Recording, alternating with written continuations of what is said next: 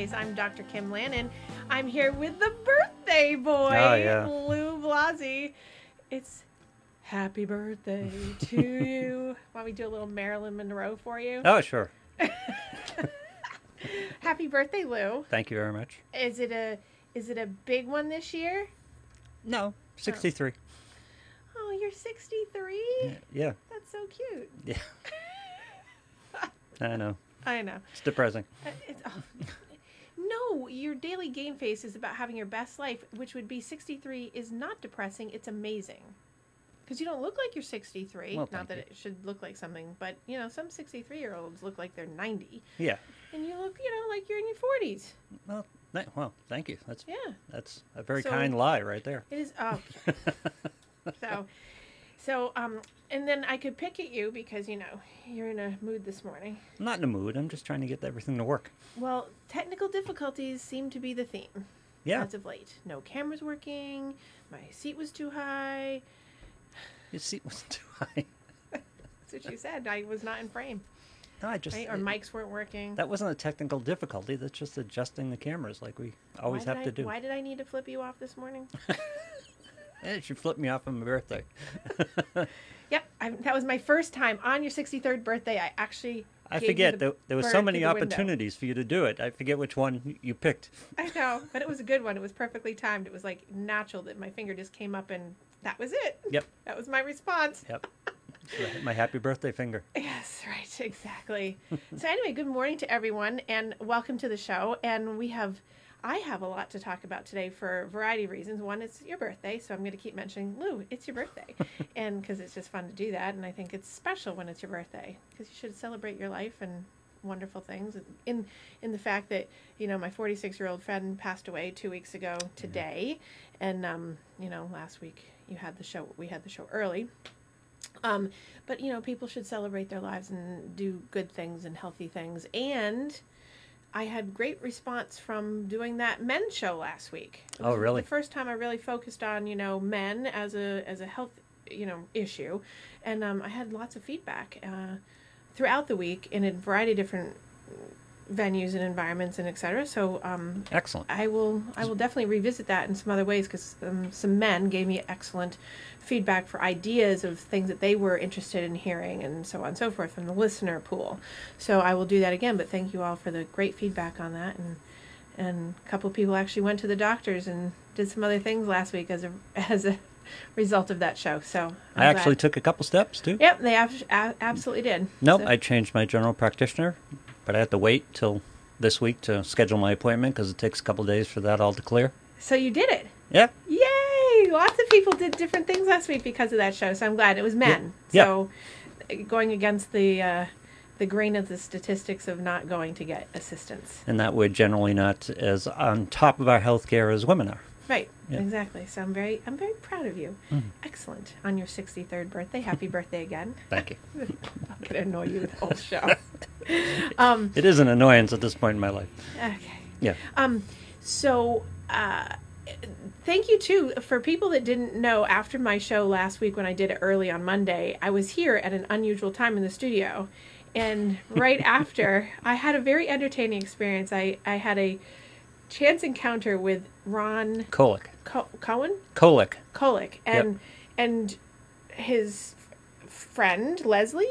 Yeah, Leslie Martin. Leslie Martin. She's a medium. Yeah. And she's a medium. And when I was and a Reiki therapist. And a Reiki We've never therapist, talked about Reiki. But it was very difficult to get to that point. But when I was walking out last week, I got pulled back in as a fluke, but perfect timing for the fact that the show that they do together, or he does, is Ghost Hunters. Is it what's it called? Ghost Chronicles. Oh, well, Hunters, Chronicles, whatever. Yeah. But anyway, so it was very fascinating because I was asked to sit in for 10 minutes and I ended up sitting in for an hour. And it was great because we talked about paranormal psychology and the neurology aspects of it and whether it's, his pursuit. I love the fact that he pursues whether or not that's an actual reality of people being able to have the sixth sense or be able to see dead people or all those things, and he does it in a very serious way, but with a funny overtone, obviously, because he's very funny. He's a very interesting individual. Yeah, so it was very fascinating, and I really appreciated being on the show. So if anyone has a chance to jump on and see Ghost Chronicles from last week, I was on it with them, and it was really fun and a different jump off of what I do here. But it was much more technical, and me explaining from the side of psychology, like why people use their belief systems and culturally, and how that manifests in spirituality. That was a great mix. It was a whole great mix of panel there. Yeah, I thought we were very well meshed.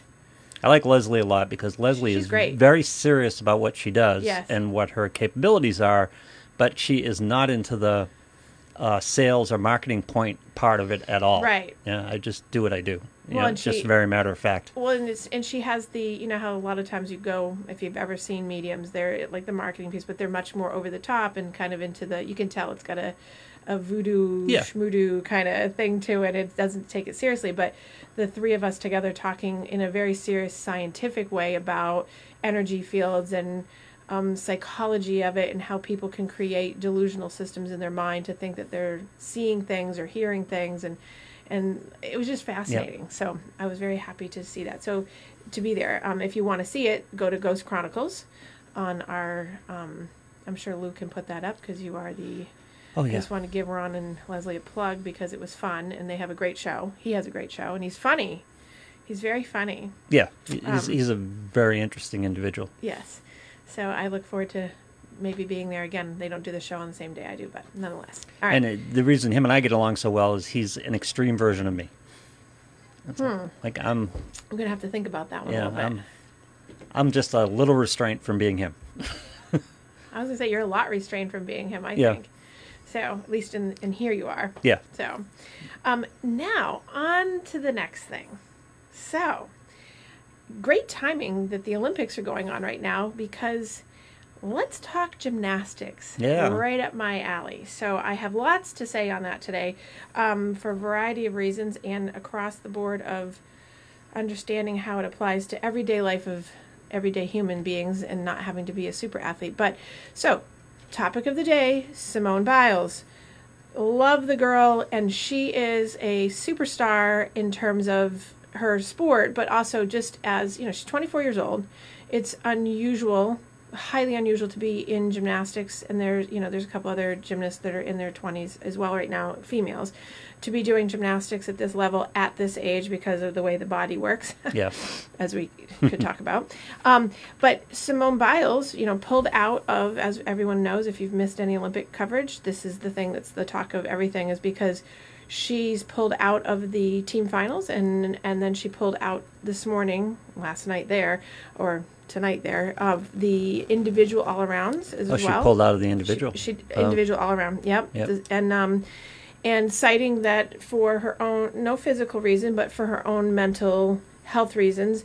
And it's interesting, I don't know if she said mental health reasons. I think the USA Gymnastics Affiliation said that, but, not to be confused, that mental health issues doesn't mean that someone's mentally ill. It's just a matter of when we put it in context of sport at this level, at any level, or even in lifetime day-to-day stuff for normal people, right? Mm-hmm. Not an Olympic level athlete.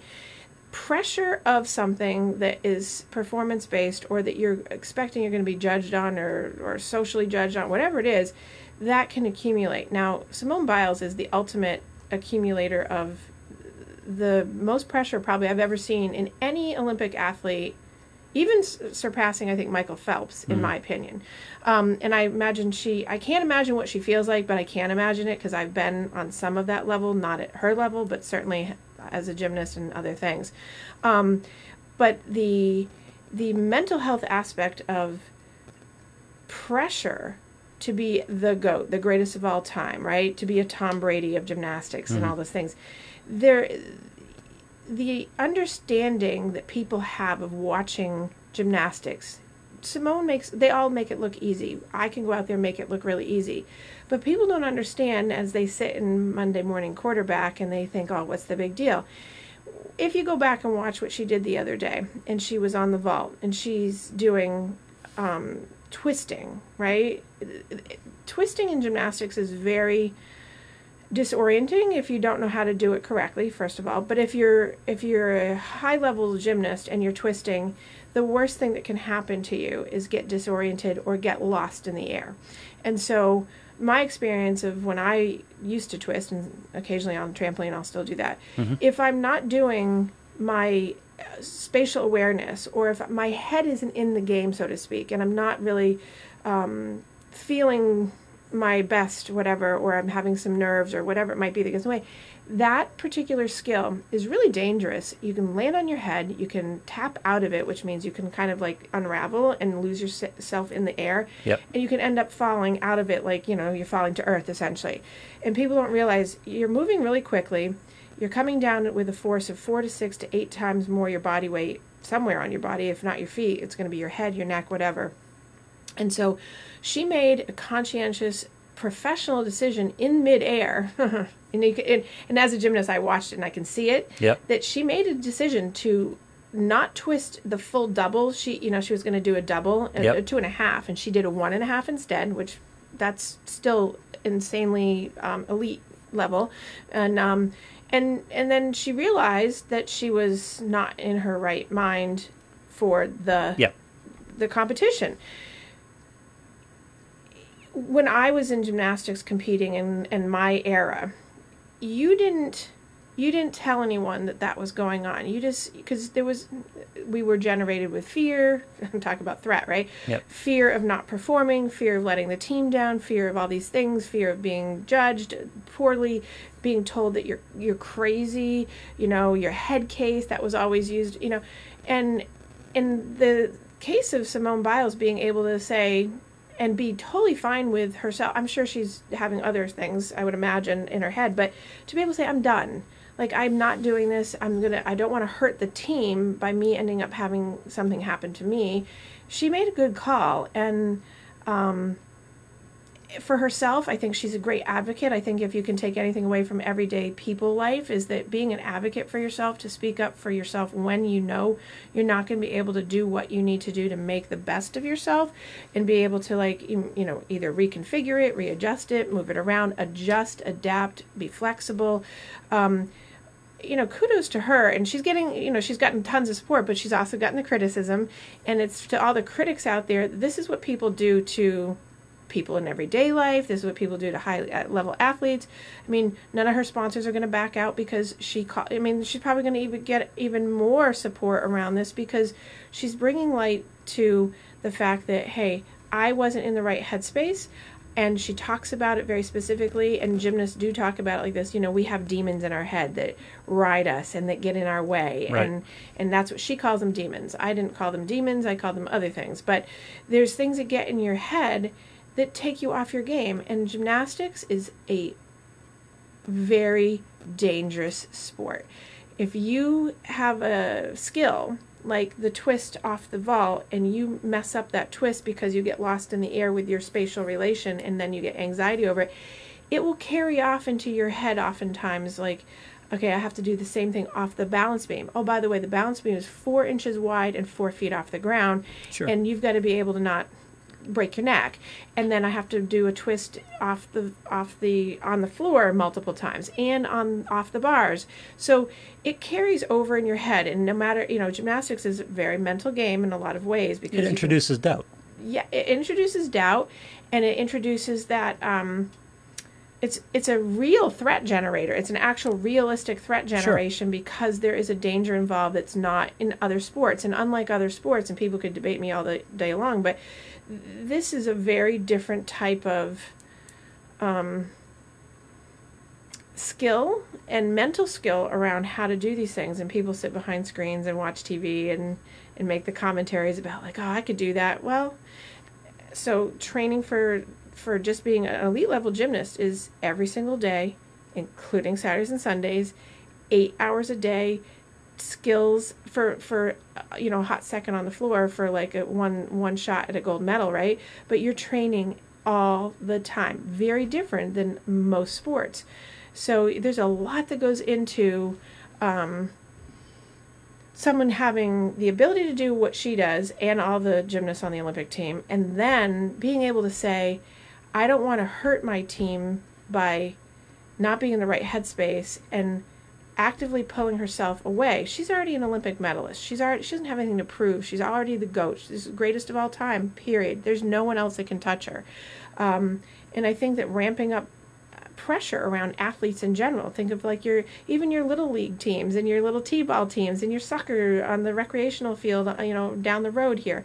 The pressure that you put as people, as spectators, coaches, media, whatever it is, parents, all that stuff ramps up on people. And to be able to self-advocate and say, I'm not able, not that I quit, but that I quit because I'm helping out another person, or I quit for the team, not I'm quitting on myself, but I know when my limit is. And thank God she knew the limit, that she was able to do that, because I watched that vault and I was like, oh no.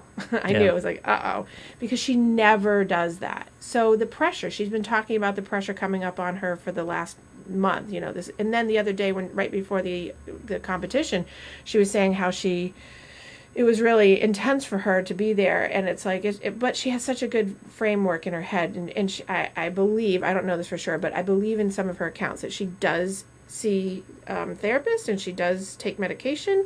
I'm not sure for what for, but that's great that she's putting it out there, because it's taking the stigma down that, she's a normal person. She's a normal person that's a high level athlete that has she's a great speaker. She's really smart. She's all these things. And it's just, this is a normal person who's saying, hey, I know my limit. And what a great thing. So I wanted to talk about that today, because it has such good life lessons for living your best life, because knowing when to advocate, knowing when not to go past your limit to get hurt, knowing not to put yourself in a situation where you're going to let your colleagues down, let your team down, because you know that you can help them from a different perspective. And what a great, I think it's just great. And on the heels of, obviously Naomi Osaka in the tennis world, having the same kind of issues in terms of talking about it, not the same issues, because Simone doesn't have the same orator issues, but there's a lot of people, Michael Phelps, and people that don't talk about it. And I have many clients that are athletes that are at a high elite and Olympic level and pro athlete level that have the exact same issues, and they haven't come out about it yet, but this is hopefully going to give them an ability to say, if they need to, hey, I'm off my game today. I'm off my game. And not as an excuse. It's, I'm off my game and this is a problem, So that's my starting point for today. Lou's just looking at me like, oh my goodness.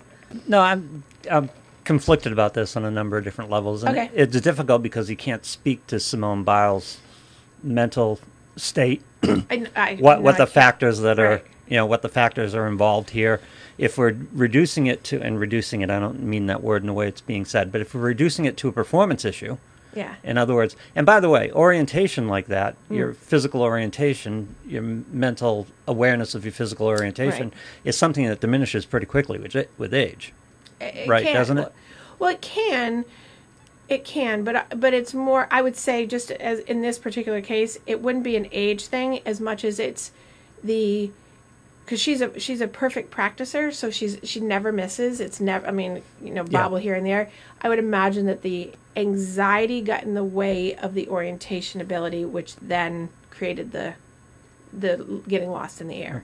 Okay. So as an athlete, being around sports, and covering sports and participating in sports and things like that, the issues I have with this are, and you touched upon it briefly, if she just arrived at this point yesterday or the day before, and there is a team orientation to that. That's why I was kind of surprised she pulled out of the individual, because it sounded like she pulled out of the team and was going to continue with the individual. And I know gymnastics isn't quote-unquote a team sport like what we generally recognize as team sports.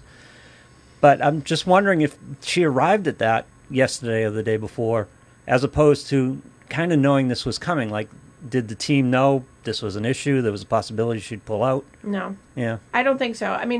From all accounts that I'm hearing, I can't tell you absolute 100%, but the there was no, from what I hear, Yeah. there, and I have pretty good sources, right? In on that is that there was no discussion of that. It had not been an issue. It had not been brought up as, other than her talking about, the pressure. But she's been talking about that.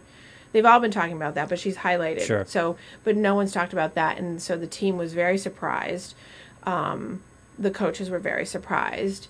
I don't think she surprised herself. I think she's just so genuine and authentic to her own knowledge of herself that I would imagine she's upset about it internally and having her own war with her demons. But outwardly, I don't think that was a known entity. And again, not a traditional team sport. And Right. I can't speak to what else was going on in her life or that are contributing to her mental state. Or can't even speak to this because, as you said, the inability to do this, to continue to do it that way, is extremely dangerous in that sport. Yes. Well, and that's why I think that her headspace isn't right still, and I think that she likely made the decision because she's very clear that she's not physically injured.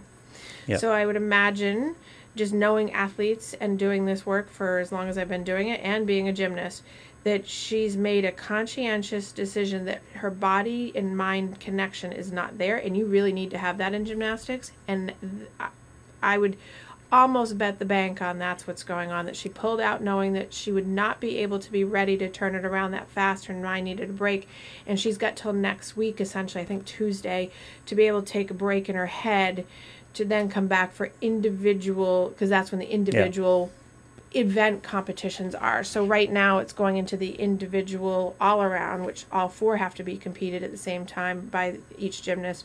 And I don't think she feels, and I'm speculating, but I can imagine that I don't think she feels her headspace is tight enough to keep it together after what happened on the vault. Yeah.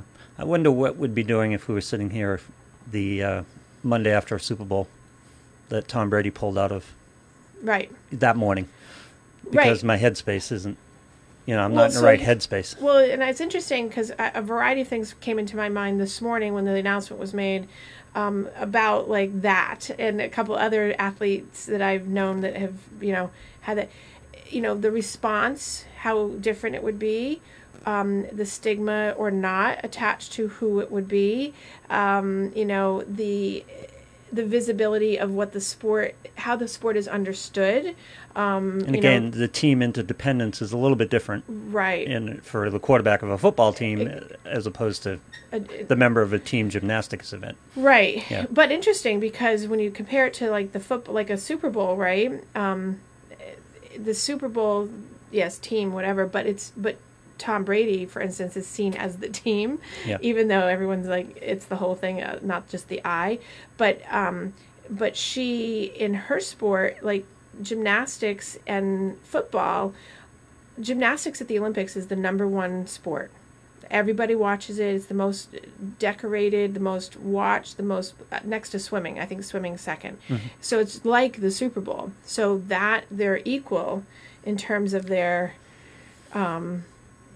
prowess, and then you have these two goats. You compare the two goats, and it's interesting to. But there's a little bit. You correct me if I'm wrong. I will. Because I'm not a big fan of gymnastics. Happy birthday! Yeah, thank you. There's a little bit of difference between the level of dependency, the interdependency of the athletes to the team at this point. And if Tom Brady's too obvious example, you could talk about anybody on any baseball team in front of the World Series, or any football team in a big playoff game or something. Well, listen, if Tom Brady had said, I'm old, I'm not feeling this right now, and they had an idea of this walking up to the Super Bowl, and he was honest about it going through to the whole team for a period of time beforehand, that would be one thing. It's another thing showing up on Monday morning, so I can't do this. Right. Yeah.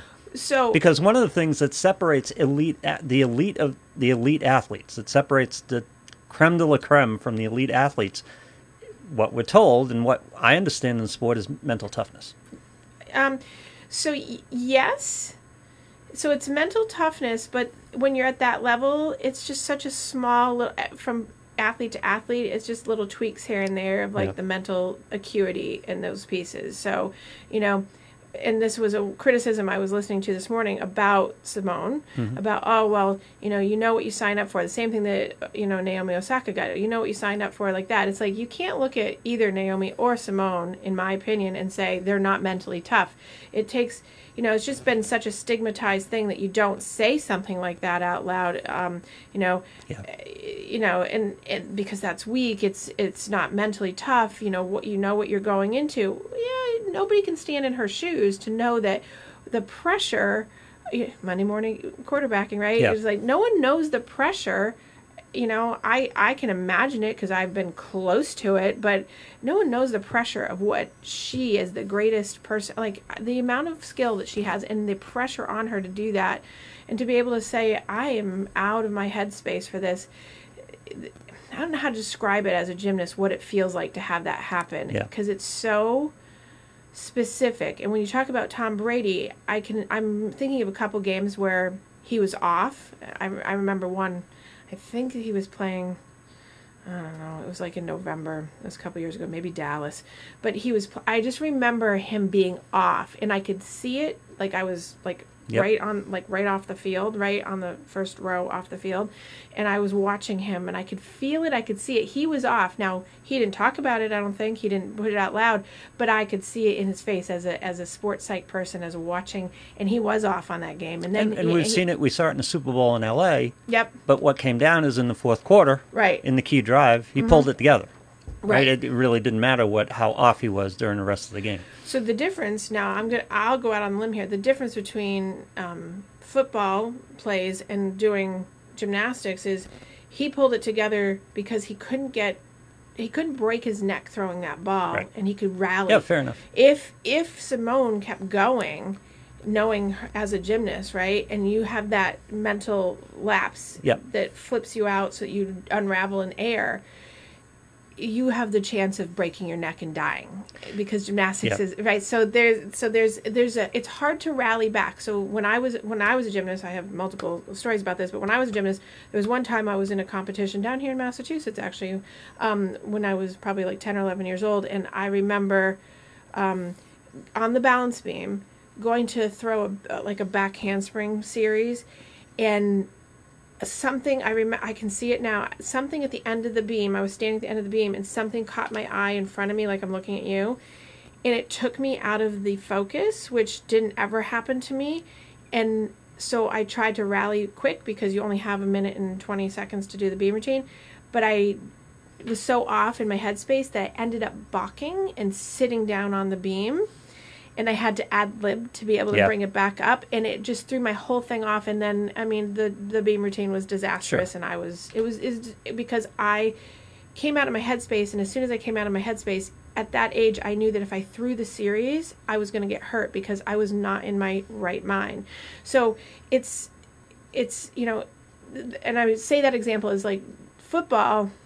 You have time to walk off the side. Football, you have to deal with variables on a play-by-play basis. Right. Yeah. Whereas, like, in that, you have to immediately pull it together. You're trying to eliminate variables. Right. And if you're in midair or something's going to miss, there's no go off to the sidelines, regroup. And so I think that for people that don't understand, like, what happens, when you compare the sports, they're both amazing, difficult sports. Football's incredibly hard. The technique and the skill required to be a high-level NFL player or Major League Baseball player, an NHL player, every single person is highly skilled. But there's a difference in the actual ability to have mental fortitude. Difference between sports and competitions, because sports have someone trying to stop you from doing what it is you're trying to do. So you have to deal with that. That's a different mental mindset than you competing with yourself and trying to do what you need to do. Exactly. Right? So once you get out of the headspace and be out. I guess as we're processing this, the thing that's coming down to it for me is that if Simone Biles was an individual gymnast and got to the Olympics and said, I can't do this. I can't do this right now, or it's the retirement moment. Right. It's like I'm beyond the point where I can put the mental energy needed to pull this off. Applause, good for you. Right. No problem. It's the team thing that has that bothers me. I would have no problem with like I said, I was kind of encouraged is the wrong word, but she pulled out of the individual event. So it means, sometimes you think, there can be diva situations where I don't want to deal with the team. I want to take care of my own individual. Not her. Yeah, because she's not like that. If there weren't the team aspect, I wouldn't have any problem with this whatsoever. But that team aspect gives me kind of a wince to it. But that's, again, I imagine team gymnastics and team sports I dealt with are different dynamics. Yeah, so the team in gymnastics, when you do these team competitions, right, her pulling out actually helped them, because if she had continued, it would have pulled down the team score, potentially. Yeah. She could have damaged the team more by staying part of the it's not about that individual event, her pulling out of that event. It's about her walking up to committing to participating in the team event and then not participating in the team event. And so there is, I'll address that side, because there is that psychological, and people were asking about this yesterday, about the 4 girls that, are on the team that had to pick it up and do it. And she said, you guys can do it. But there is absolutely a psychological impact on the fact that they all think of her as I think 2 of them were quoted as saying, like Michaela was saying, she carries us. She's the one that, they were sort of riding on her coattails. I'm saying that's paraphrasing their words. But so there's a mental aspect to the dynamic of what happened to the psyche of the remainder of the team that pulled out the silver medal, because she stepped back and said, I'm not able to do this because it's going to hurt you guys versus me staying in. So that weighing of that, I would imagine Simone thought about that. Yep. She's incredibly team focused, and she acts as a coach. She acts as a cheerleader. She's right there. She hasn't left the podium. She's not sitting in her hotel room pouting. She's right there in the thick of everything. Even today, men's gymnastics is going on. She's there, very positive, upbeat. I think she's just trying to get her head in the right space. Yep. So this wasn't a retirement moment for her. This is just I haven't got it together right now. Right. It just, whatever happened on that vault, and you could see her whole face change too. So whatever happened, because she was so ready for this. I mean, even more so because she was ready last year, and then you had an extra year. She got even better. She added in skills that were so difficult that I think this contributed to it too. No one's really talked about it yet, but I don't know if you know this, but in gymnastics, everything's rated on a difficulty point system. And the more difficult items that you do, the more points your start value has. So there was talk about the judges not giving Simone full credit for her. This is prior to her saying no more, which may have contributed, in my opinion, to this. Because they think it's less difficult for her? They think that it's more difficult than the other gymnasts would have comparative point, which is totally fair because she's practiced it. She's got all these skills named after her because they're amazing, and she's the only one that can do them. They weren't going to give her full credit, from what I gather. They weren't going to give her full difficulty points, so therefore her start values would be the same, but she'd be performing a higher level skill, because they didn't want the other athletes to feel pressure that they'd have to perform and then thus getting hurt. Now, this is all that scuttlebutt on the backside that I am privy to that's possible. But if that is the case, let's say that is a hypothetical, that was happening, that certainly can impact Simone's thought process. Sure. That here she's done all this work and she's not going to get full credit, and it takes her. So now she's maybe adjusting in her head, possibly. How do I not do the extras because who knows? There could be, if that were true, what I hear happened, and that the judges were not going to do the same scoring, and this is what was going to happen, or that they didn't do the same scoring because her skills were so much higher and they felt that it was going to push the other gymnasts and the other teams to get hurt. This is the Olympics. You're there to be your best. You're there to be, someone's got to be top dog. And if it's, so that could have played out into it. I don't know if any of that is actually what exactly happened. It's just the stuff I got as backdoor feedback from in Tokyo. So, all right. So how do we translate this and apply this to the 11-year-old AAU baseball player or the high school football player who gets up on Saturday and says, "Just not into it today. I got a lot of other stuff going on." So excellent question. So I think there's a difference between, and it's not about the level. It's about Simone didn't just wake up and say, hey, I'd rather not do this today, right? It's not about the high school player getting up or the kid getting up and saying, oh, I'd rather video game today. It's about, No, and I'm not comparing the two literally like that, but the problem is when we start talking about this situation, that's what it gets reduced to for people. Yeah. So that's right. So it gets reduced to that. That's why I'm pointing it out. I don't think that you're actually saying that, Lou. I'm just saying that it's the differentiation would be that when a high school athlete gets up, to run their track meet, and they're feeling sick or they're feeling like their headspace isn't right, that they know that there's going to be an injury if they keep going, or they didn't sleep and they're tired.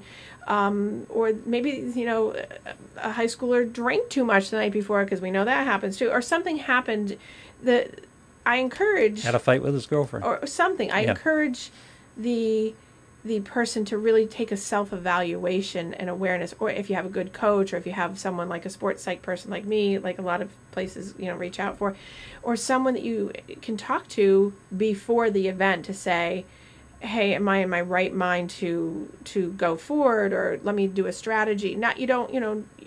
If you're in an extreme situation where it's like the playoff or it's the final or something like that, you got to really evaluate where you're really at, and are you going to be a contributor to your own self, to your team, or are you going to be an inhibiting member? So, there's so many pieces that I think go into that, but every single person on a daily basis in their jobs. I have people that are in their normal office jobs that have big presentations and things like that. And I just had a woman who's in my practice 2 weeks ago, and she came to me and talked about something similar. Like, it was a high end thing. It was going up for promotion, all these things, and her biggest thing was like, I'm so anxious and I'm so worried because I'm such a high level that I'm going to completely forget and I'm going to go blank. So we rehearsed it over and over to get to a point where she would feel comfortable enough of how to do a strategy or two to make herself look less anxious.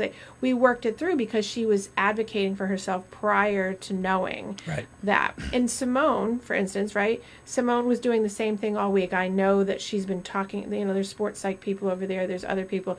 She's been talking to them all along, just like all of the athletes, not just her. So it's not singling her out. So it's the same thing that you would do translating to everyday kids or everyday athlete or everyday person in their life, is bouncing your demon off someone else to say, hey, it's always those 3 R's. Is it realistic, reasonable, and rational for me to go down this path? Am I going to psych myself out? Am I going to not be able to perform? Many times, and I think this is part of the issue with, Tom Brady and Simone, is that there's so much judgment placed on you, and us as typical civilian people in the world right now, we always worry about, like, how is this going to appear? Sure. What is the image that, are we worried about what other people are going to think of us versus not, and letting go or giving yourself permission to say, it doesn't really matter what other people are going to think if I'm going to crack my head open, or. Well, I want to distinguish injury risk as a difference maker. Mm-hmm. If you're a child, if you're 11-year-old, if you're a high school athlete, putting himself in a situation where there's potential for injury, no, that's a line. You don't put the kid in that position. Right. Fear of performance, however, is the whole. Fear of performance is something to move. It's past. The whole aspect of sports. Right. That's almost the whole goal of sport. So, what do you mean by that?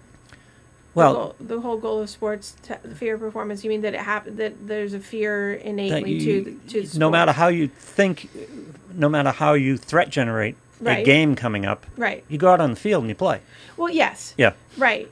And I think that's the differentiator here with Simone, is that's she could get hurt. That's and she's not in her right mind space to be able to do. No, that's an easy call. Right. Totally. So that's what makes this one like totally reasonable and understandable. But so regular performance, going out there and pushing through. So your little league is going up to the playoff games, and it's like, I'm afraid I'm going to stink today, or I'm going to blow it for the team. Right, and usually because there's very little difference between those positions. Right, and what happens usually is when people have that anticipatory anxiety coming in, right? We call it the inverted U theory in sports psych, right?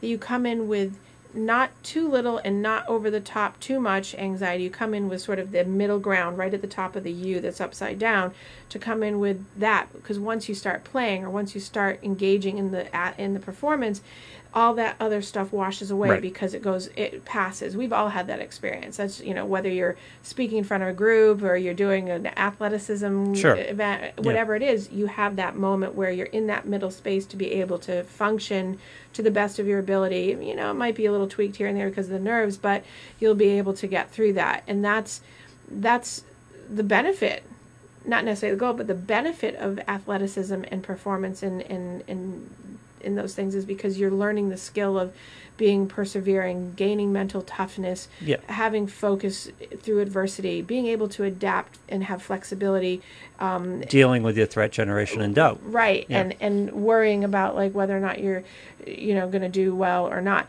Now in the other side of this is when I did my dissertation. I don't know if I've talked to you about this. I did my dissertation on shame, and interesting. My published dissertation is on shame and the impact of Olympic level and elite level coaches on elite gymnastics performance, and how the pressure and the intensity of, and what type of coaching either motivates or demotivates or adds to the ability or the disability of the athlete. And my study and my dissertation found that, the pressure, the outside pressure of someone, coach or other people, parents, because there were other confounding variables like parents and others and spectators and media and all these other things, that what I found is that women's gymnasts would be more able to perform at a higher level without incident, either mental issue or physical injury, when they had a good balance of high nurturing, high praise, healthy feedback system around them, which is kind of obvious, right? Sure. And that's what I would imagine, because if not, it creates shame, and shame creates the narcissistic injury of worry, of self-doubt, that you're going to look bad in front of someone. And when that happens, that's what sets kids up oftentimes for, I'll go out and perform, but I'm not in the right space. And so I'm feeling ashamed of myself because I'm going to disappoint someone if I don't. But so they go out and give a substandard performance, or they go out and they get hurt. And oftentimes I see parents that will ask me, I think my daughter did that on purpose to get hurt. And it's like, well, maybe, but that comment right there, that's funny, is indicative of a lot of pressure, and people won't, I can't tell you how many times I have a parent say to me, I don't put pressure on my child to at their high level. It's them putting pressure on themselves.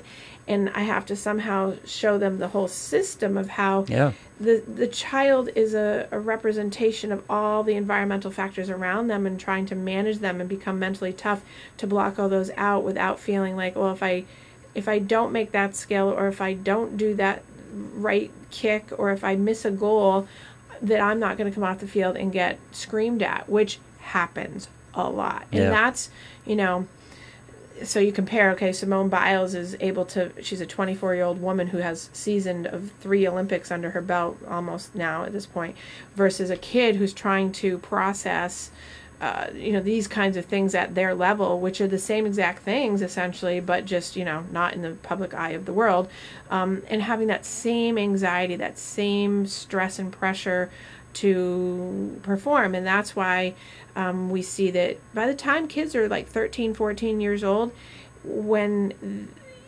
they are doing a sport, that's usually when they tap out, is because that is the factor that either they've got enough fortitude mentally to go forward and keep going, or they go, I quit. Yeah. And it's right around that age, because that's when the pressure, usually from, the hockey parents, the soccer parent, the gymnast parent, whatever it is, they've pressured it so hard that the kids find like, I'm done. Plus the kids, thing with me, personal reward was a little bit less, because as you level up, you're an elite athlete, quote unquote elite athlete at 8.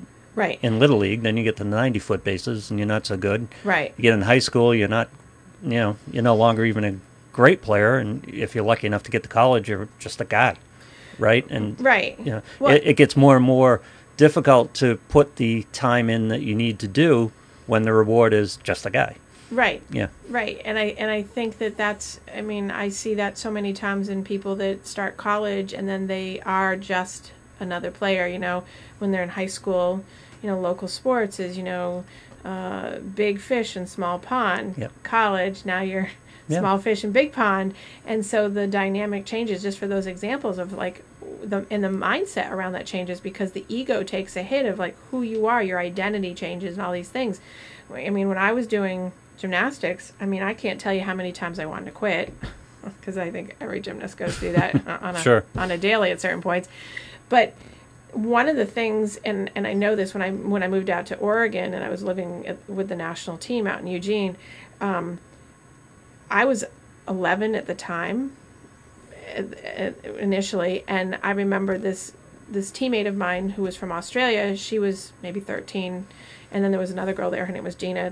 We were all there together. We'd always talk about quitting, why we'd quit, why we want. I think this was like a normal process, but what came down, and I will never forget this, is that it was always based on we didn't quit because what would so and so think? What would my mom think? What would my dad think? What would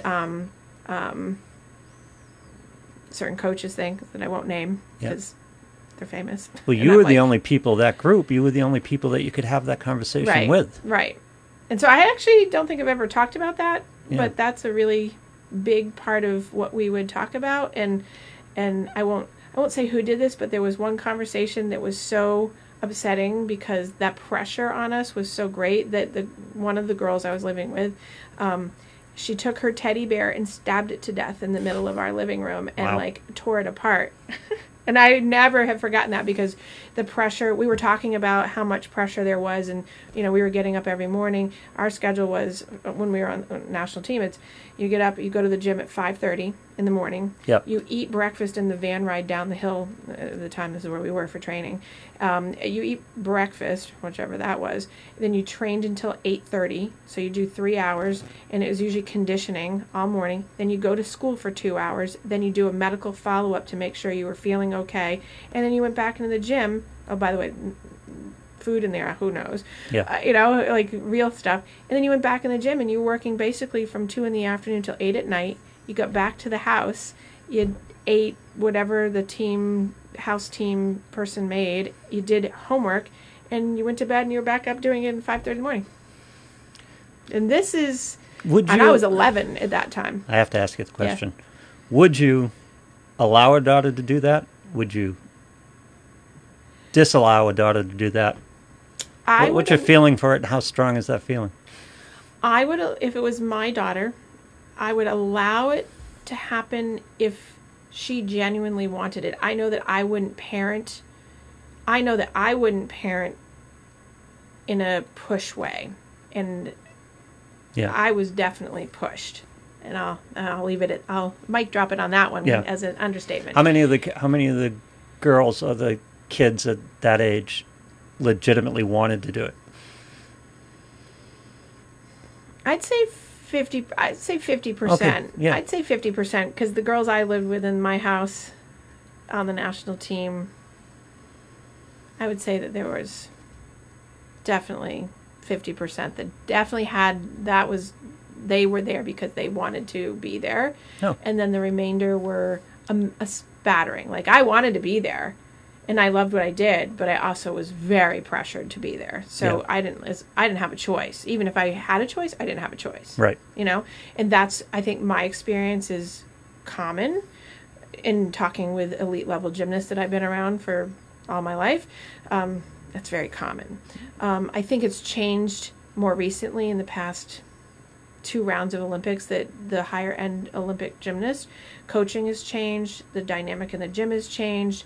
It's come away from, in the advent of the sexual predation of Mr. Nazar, Larry Nassar, that has changed some of the way that things are done. So it's changed the dynamic of the way that coaches are. But I mean, I have coaches around here that I have to help gymnasts, I have a gymnast I'm working with right now that's continually having to manage advocating for herself, when in gymnastics you're not allowed to do that. Right. You're not technically supposed to challenge.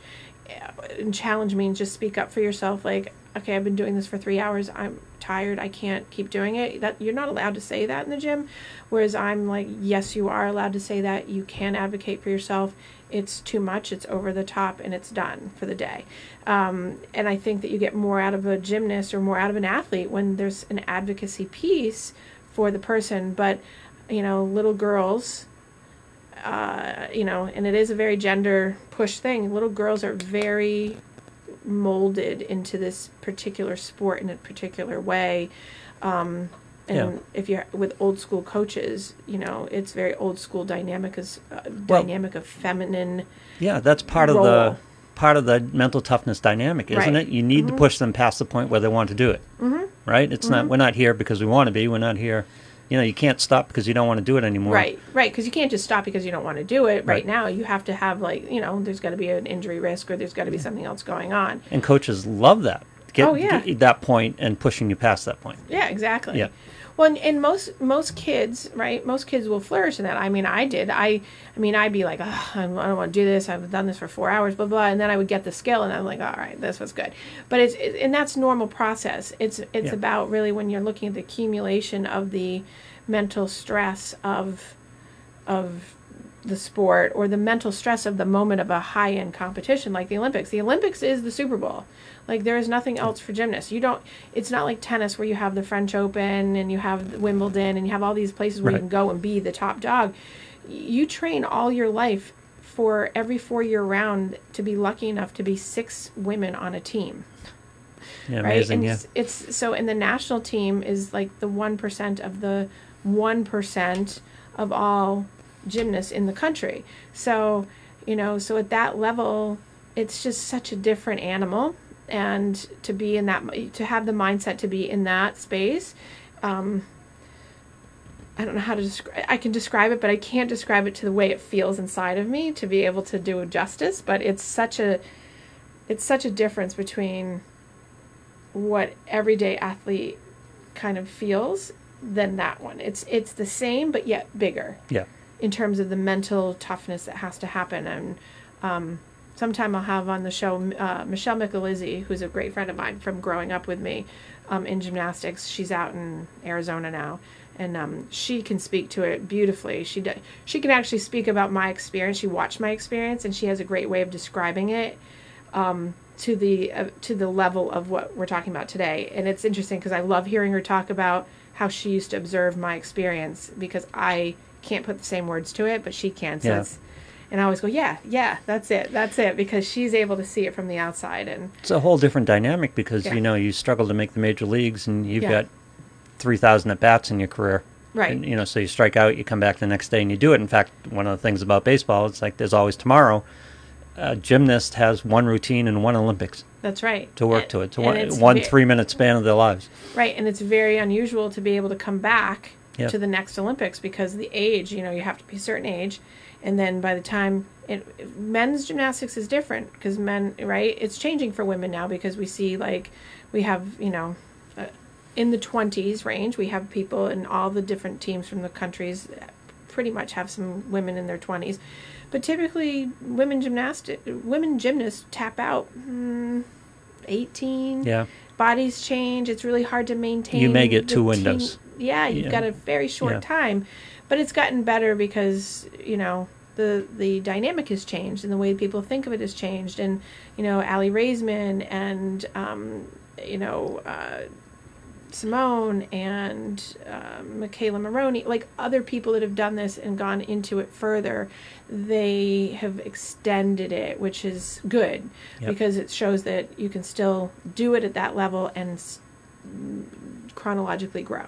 Whereas men have been able to go into their 20s and 30s without an issue because of the way the body, and men start later typically. It's much more strength based.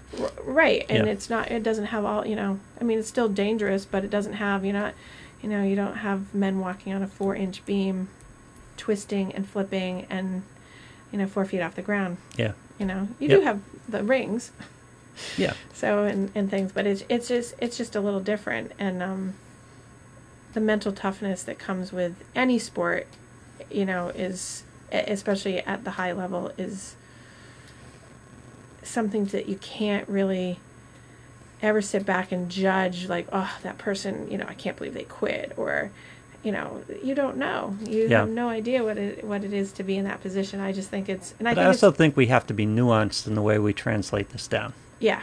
It's like, oh, thank God, she's so brave for calling her space, and I wasn't in the right headspace. Right. I don't know if that's the takeaway lesson here, because there are other factors involved. Yeah, and I think that's why I wanted to talk about it, because it's not just like, it's not I quit because it wasn't in the right headspace. Right. It was a lot of factors that she has talked about, and I'm sure she will talk about. She's very open. Yeah.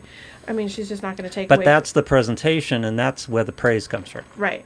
And it's like, that's kind of generally it, but again, I think it has to be more nuanced. I think you have to be careful about how this translates down. Right, and hence the reason why I wanted to talk about it, because not just about, because people were criticizing her, and the best one I heard yesterday and a little bit this morning was, and it was a group that's on social media of men, talking about how Simone is a male, and that they felt that she was really a man, and that, like, literally. Yep. And it wasn't a small group. It was like a large group of people, and this like was spattered about, like, that she was just a plant in there. It was like conspiracy stuff. It was like all this insane stuff. This is how this gets spun. You take someone that's got, oh well, she's a man anyways, and not being tongue in cheek about it, but like that she's just, that's why she's able to do all the things she's able to do. She's just small and petite, but she's really a man, and that it doesn't matter anyways because she shouldn't have been competing. I mean, so people have taken this and then run in that direction, and that's out there, and I caught that. It's just because I'm so invested in, like, the gymnastics world. I'm like, oh my God, so there's no basis for that, right? No, Forgive me, I don't follow the sport. No. There's no tran issue here. There's nothing going on. No. Yeah, they were just speculating totally out of the blue. Yeah, just totally out of just because you give people a microphone. And, Well, that's, they're sitting behind their screen, they're watching TV, they're saying whatever they're saying. I also think that there's a push button for this particular large social media group that is somewhat jealous of, because the comparison point is that training for being an Olympic level gymnast is harder than being like a Navy SEAL, right? So there's a male female issue dynamic competition going on there, all these things. So I think that happens, but I put it out there saying, like, this is the kind of thing that ends up becoming a negative pull on something that, hey, this girl, female, woman, whatever, who happens to be amazing, then can't just step back from something without having some crazy thing dropped on her because, wow, she couldn't do it because, well, she's a man anyway. There's all these excuses, and like, well, how about that she just didn't have the right headspace, and until you walk in her shoes, you don't know. Well, once you get to a public level, a high-profile level, there are people out there that believe anything. Absolutely. And we just have to live with that reality. Exactly. Yeah. Exactly. And people who have the opportunity and the microphone to expound on that, anything they believe. Exactly. Yeah. So yeah. Oh, there's so many. There's so many things that are going through my head, right?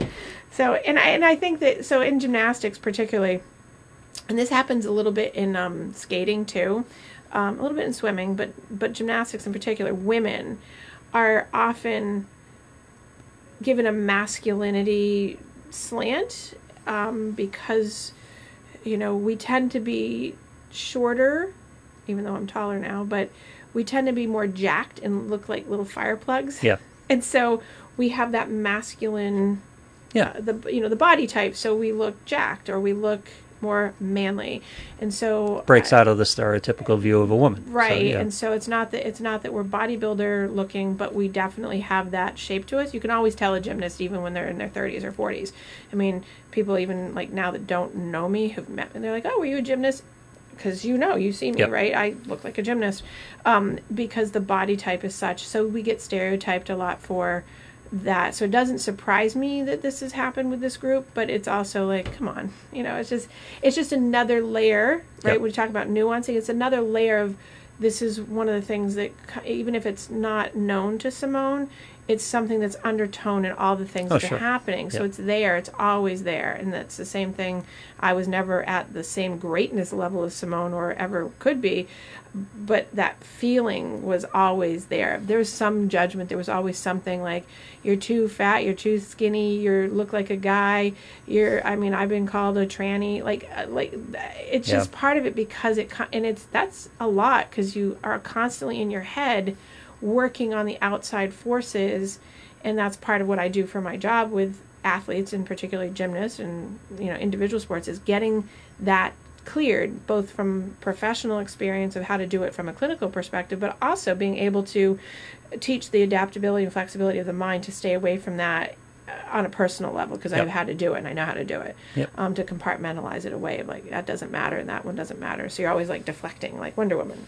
With the Wonder Woman with the bracelet. But that's a universal skill set need, because we're all judged on a daily basis, and dealing with that judgment is part of a basis of strong mental health. Right. And so when again, one of the things you can't control. Right, you can't control what other people think. Yeah. And most people spend lots of their days trying to control what other people think, which is why my answer to that is always, at the end of the day, does it really matter? Or they let what other people think affect what they think. Right. Right. Well, that's the piece of it, is it's letting it in to impact how you then make your next step or your next decision or your next thought. Yep. And it's painful for people. That's probably majority of why my anxiety disordered people in my office are anxiety disordered, and that's like a human experience that I've known for all of my life and all my career. That's what sits at the core, really, is that threat generation of how am I being perceived, how will I be perceived, and how it impacts how I perceive myself, which creates my anxiety. That's a very vicious cycle. So imagine that going on as you're running down a vaulting runway 20 meters at like 30 miles per hour, doing a round off, like a cartwheel, onto a board that's about 2.5 feet wide, doing a back handspring blindly up onto a horse vaulting table, and then having to do 2.5 to 3 twists off of it and not lose your headspace. Just saying. Yeah. It looks easy, but you're going full steam like a car, like a freight train, actually speed wise, into a blind move, and you make it look like no problem landing. It's like, well, and then sometimes you lose your headspace. Yeah.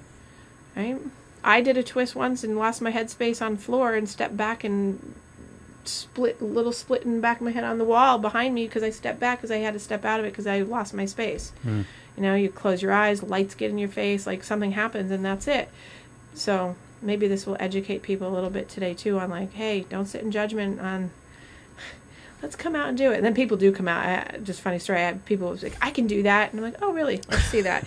And you get people out there that they'll like, oh yeah, they can't even do like a forward roll. And like, okay, I give up. Yeah. Yeah. Yeah, that's good. That's really good. So anyway, so it's everyday life translation is being able to advocate for yourself. And that doesn't mean you quit. It just means know yourself, have awareness of yourself, know where your limitations are, know where you need to build strength around them so you can go forward and not quit, but also know when to say when, legitimately, not as an excuse, not as a way to say, oh, I can't do it. That can't is not the same thing. I was just working on something with THB this week, for the Human Baton, and we were talking about adaptability and flexibility, and I was saying to Eric that how if you're looking at a wall, you have people that are going to say, I can't get to the top, versus adaptability and flexibility and thinking, right, of flipping that narrative around is, I can get to the top, but it's going to take a little step at a time. And that knowing the difference of knowing, okay, yeah, I can't jump to the top, but I can do it a little bit at a time. Knowing where you're at in the space to know how to move forward. Well, one of the bigger benefits of mental toughness is the ability to sustain the effort needed to accomplish what you need to accomplish. Exactly. That You're so getting smart. away from instant gratification, understanding that it's a journey. It's going to take days of work. Right. It's going to weeks of work, possibly more, and that's where mental toughness comes in. Right. Anyone can do it not anyone can do everything for a day, but you can put in max effort for a day. Right. Can you put in max effort for a year? Right. Or in a And that's what female gymnast case, 4 years. Right. Or Yeah. 20. No, 20. Yeah, exactly. 4 or 20. Yeah. Right. Yes, exactly. So hopefully this was helpful to people today, and it's your birthday. Yeah. It's your birthday. Yes, it is. And Lou got a nice little cupcake. I Are you did. going to share that cupcake with me? You can have the cupcake, No. actually. No. No. You know I don't eat cupcakes. Yeah. So, but anyway, everybody. Oh, I was going to tell everyone that in August, Yes. I wanted to get everyone right. I'm going to be having a show coming to you live from Montana. So Maybe two. You what? Maybe two. Maybe two, but Yeah. at least one for Yeah. sure. So I just want to get people geared up for that, so that maybe I'll do something athletic out there as I'm talking. I'll run or something, or do a handstand on top of a mountain. Do a human baton challenge. Exactly. I could do a human baton show from there. So anyway, so you guys have a fantastic week as you go into August, your last month of summer. So have a great week, you guys.